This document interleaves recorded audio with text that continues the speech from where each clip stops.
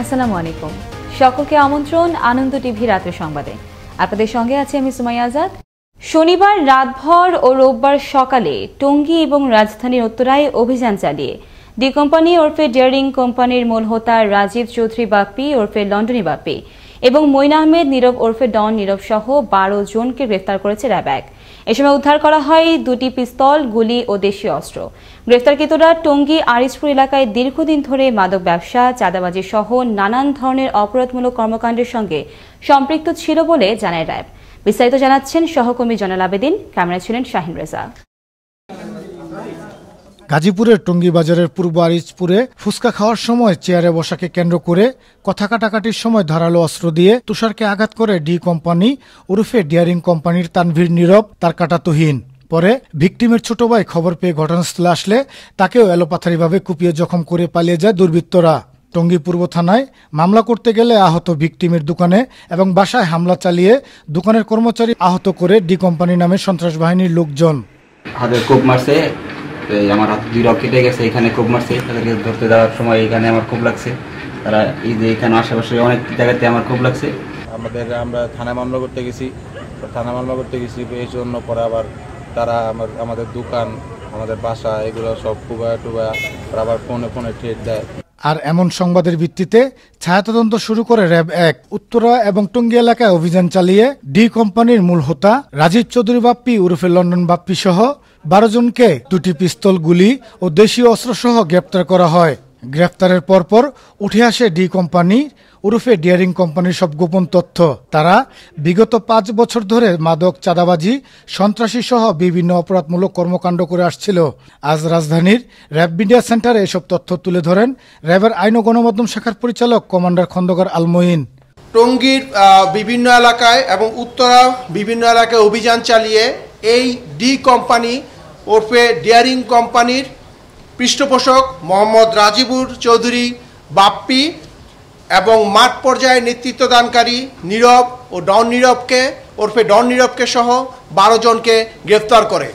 আর এই কোম্পানির মূল হোতা পাপ্পু, যিনি বর্তমানে বিভিন্ন মামলায় জেলে রয়েছেন, তার অবর্তমানে এটি পরিচালনা করেন তার বড় ভাই রাজীব চৌধুরী বাপ্পি ওরফে লন্ডন বাপ্পি।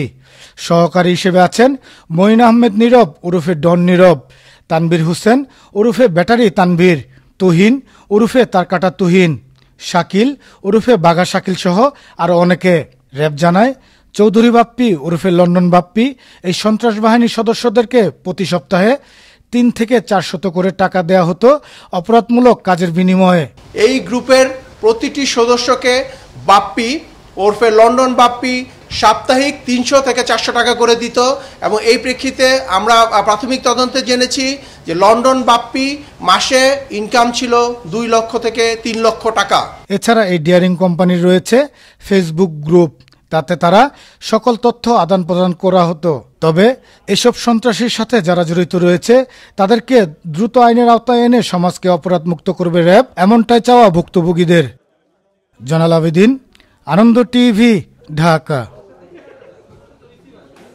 তরুণদের প্রযুক্তি নির্ভর কর্মসংস্থানের জন্য দেশের 64টি জেলায় 550টি digital service and employment training centre স্থাপন করা হবে। এছাড়াও জামালপুরের প্রতিটি উপজেলায় বিডিসেট ও একটি হাইটেক পার্ক নির্মাণ করা হবে। রোববার জামালপুরে শারীরিক প্রতিবন্ধী আকলিমা আক্তারকে ল্যাপটপ প্রদানকালে এসব কথা বলেন তথ্য যোগাযোগ প্রযুক্তি প্রতিমন্ত্রী জুনায়েদ আহমেদ পলক। এ সময় জামালপুর প্রান্ত থেকে অনলাইনে যুক্ত হন আকলিমা আক্তার, স্থানীয় গণ্যমান্য ব্যক্তি এবং সাংবাদিকরা। হেফাজতে ইসলামের সাবেক নেতা মামুনুল হক বিয়ের প্রলোভনে জান্নাতারা ঝর্ণাকে শ্লীলতাহানি করেছে এমন সত্যতা পেয়েছে পুলিশ। বিয়ের সাক্ষী, কাবিননামা কিংবা এ সংশ্লিষ্ট লিখিত কোনো কিছুই মামুনুল হকের কাছে নেই। সেই মামলায় জান্নাতারা ঝর্ণা যে বক্তব্য দিয়েছে ওই বক্তব্যের সাথে সত্যতা রয়েছে। মামুনুল হককে জিজ্ঞাসাবাদ শেষে এমনটাই জানালেন নারায়ণগঞ্জ জেলা পুলিশ সুপার মোহাম্মদ জাহিদুল আলম। রোববার বিকেলে পুলিশ সুপার কার্যালয়ে এক সংবাদ সম্মেলনে তিনি এসব কথা জানান।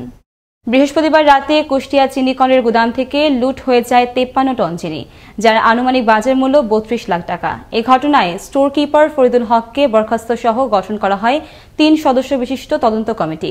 কিভাবে চিনি সরানো হলো এবং এর সঙ্গে কারা কারা জড়িত তা বের করতে ইতিমধ্যেই কাজ শুরু করেছে বলে জানান তদন্ত কমিটির প্রধান কল্যাণ কুমার দেবনাথ। গোপন সংবাদের ভিত্তিতে টাঙ্গাইলের নাগরপুরে অভিযান চালিয়ে 210 পিস ইয়াবা ও মাদক বিক্রির 17,100 টাকা সহ 2 মাদক ব্যবসায়ীকে আটক করল র্যাব 12। রোববার সকালে উপজেলার বিলশরীর এলাকা থেকে তাদের আটক করা হয়।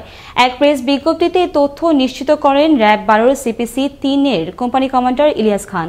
কক্সবাজারের রোহিঙ্গা ক্যাম্পে পৃথক পাহাড় ধসের ঘটনায় এক নারীসহ মৃত্যু হল 2 রোহিঙ্গার। শনিবার সকালে টেকনাফ ও খিয়ার 12 ও 21 নম্বর ক্যাম্পে এই ঘটনা ঘটে। নিহতদের লাশ উদ্ধার করে আইনগত প্রক্রিয়া শেষে স্বজনদের নিকট হস্তান্তর করা হয় বলে জানান কক্সবাজার 14-র এপিবিএন অধিনায়ক মোহাম্মদ নাইমুল হক। বাগেরহাটের মোড়লগঞ্জে এক প্রবাসী সন্তানের স্ত্রী অনৈতিক কর্মকাণ্ড ও অসামাজিক কর্মকাণ্ডের প্রতিবাদে মানববন্ধন করল শ্বশুর শাশুড়ি সহ স্থানীয় লোকজন। রোববার বেলা 11টার দিকে উপজেলার শেখপাড়া গ্রামে মানববন্ধন কর্মসূচি পালিত হয়। এ সময় বেপরোয়া চলাফেরা ও পরকীয়া জড়িত ওই পুত্রবধূর শাস্তির দাবি জানান শ্বশুর শাশুড়ি সহ মানববন্ধনে অংশ নিয়ে এলাকাবাসী। মোটরসাইকেল চুরি হচ্ছে এমন অভিযোগের ভিত্তিতে শনিবার রাত থেকে রোববার সকাল পর্যন্ত ব্রাহ্মণবাড়িয়া সদরের বিভিন্ন স্থানে অভিযান চালিয়ে 11টি চোরাই মোটরসাইকেল উদ্ধার করল ব্রাহ্মণবাড়িয়া সদর থানা পুলিশ। এ সময় নগদ 2,70,000 টাকা ও 4টি ওয়াটার পাম্প সহ আটক করা হয় সংঘবদ্ধ চোর চক্রের 9 সদস্যকে। এক প্রেস বিজ্ঞপ্তিতে তথ্য নিশ্চিত করেন ব্রাহ্মণবাড়িয়া জেলার অতিরিক্ত পুলিশ সুপার মোজাম্মেল হক। সীমান্তবর্তী জেলা চাঁপাইনবাবগঞ্জের 250 শয্যা বিশিষ্ট জেলা হাসপাতাল ও সীমান্ত এলাকা পরিদর্শন করেছেন স্বাস্থ্য অধিদপ্তরের অতিরিক্ত মহাপরিচালক অধ্যাপক ডা মির্জাদি সাবরিনা ফ্লোরা। সরকারি সফরে রোববার বেলা 3টায় জেলা হাসপাতাল ও সেন্ট্রাল অক্সিজেন সিস্টেম ঘুরে দেখেন তিনি। এ সময় চাঁপাইনবাবগঞ্জ জেলার ঊর্ধ্বমুখী সংক্রমণ প্রতিরোধ, হার নিয়ন্ত্রণে ও করণীয় নির্ধারণে স্থানীয় জনপ্রতিনিধি, জেলা সিভিল সার্জন, হাসপাতাল তত্ত্বাবধায়ক ও চিকিৎসকদের সাথে মতবিনিময় করেন ডা সাবরিনা ফ্লোরা। টাঙ্গাইলের ঘাটাইলের লোকের পাড়া থেকে আনেহলা পর্যন্ত প্রায় 2 কিলোমিটার সড়ক পাকাকরণ কাজে উঠেছে ব্যাপক অনিয়মের অভিযোগ রয়েছে। এই কাজে ব্যবহার করা হয় নিম্নমানের ইটের খোয়া, বালির পরিবর্তে ব্যবহার করা হয় পলি ও দোআঁশ মাটি। এ বিষয়ে একাধিকবার উপজেলা প্রকৌশলীকে জানানো হলেও নেওয়া হয়নি কোনো ব্যবস্থা। তবে উপজেলা নির্বাহী কর্মকর্তা বলেছেন অভিযোগ পেলে নেওয়া হবে পদক্ষেপ। ঘাটাইল থেকে গোলাম মুস্তফার তথ্য ভিডিওচিত্রে দেখুন ডেস্ক রিপোর্ট। এই চিত্র টাঙ্গাইলের ঘাটাইলের লোকের পাড়া থেকে আনেহলা পর্যন্ত নির্মাণাধীন পাকা সড়কের। এলাকাবাসী জানালেন চলমান স্বপ্নের পাকা সড়কটি টেকসই উন্নয়ন না হওয়ার পেছনে নানা অনিয়ম এবং দুর্নীতির কথা, যাতে বিঘ্নিত হচ্ছে দেশের উন্নয়নের ধারা, সুবিধা ভোগ করছে ঠিকাদার এবং তার সহযোগীরা। ভিট বালিয়ে দিয়ে শুধু মাটি দিয়ে গেছে, আর রাস্তাটা পিটানোর কথা রুলার মেশিন ডাইরেক্ট, কিন্তু রুলার মেশিনটা কোনো পিটানো হয় নাই। আগে পানি দেওয়ার কথা ছিল, পানি দেয় নাই। মাননীয় সরকার বা উপজেলা ইঞ্জিনিয়ারের কাছে জোর দাবি জানাই এই রাস্তাটা যেন ভালো হয়। সরাসরি বিডিবন্ধু না দিয়া এখানে পলি দোআঁশ মাটি ব্যবহার করা হয়েছে। আর এই বিষয়ে ঠিকাদারের সাথে কথা বললে তিনি বিষয়টি এড়িয়ে যাওয়ার চেষ্টা করেন। ভালো হোক খারাপ হোক ওখানে হয়তো একটা আছে। আমি একটা কথা বলি, একটা উপরে দেখলেন একটি ভালো, নিচে দিলে একটা কিছু হলেও খারাপ। উপজেলা প্রকৌশলী অলিউর রহমান আনন্দ টিভির ক্যামেরার সামনে কথা বলতে রাজি না হলেও আশার বাণী শুনিয়েছেন উপজেলা নির্বাহী অফিসার। জানান অভিযোগের সত্যতা মিললে সংশ্লিষ্টদের বিরুদ্ধে গ্রহণ করা হবে আইনানুগ ব্যবস্থা। সড়কের এমন বেহাল অবস্থা থেকে উত্তরণ পেতে সরকারের সুদৃষ্টি কামনা করছেন ভুক্তভোগী এলাকাবাসী। মোস্তফা কামাল তোহা, আনন্দ টিভি, ন্যাশনাল ডেস্ক।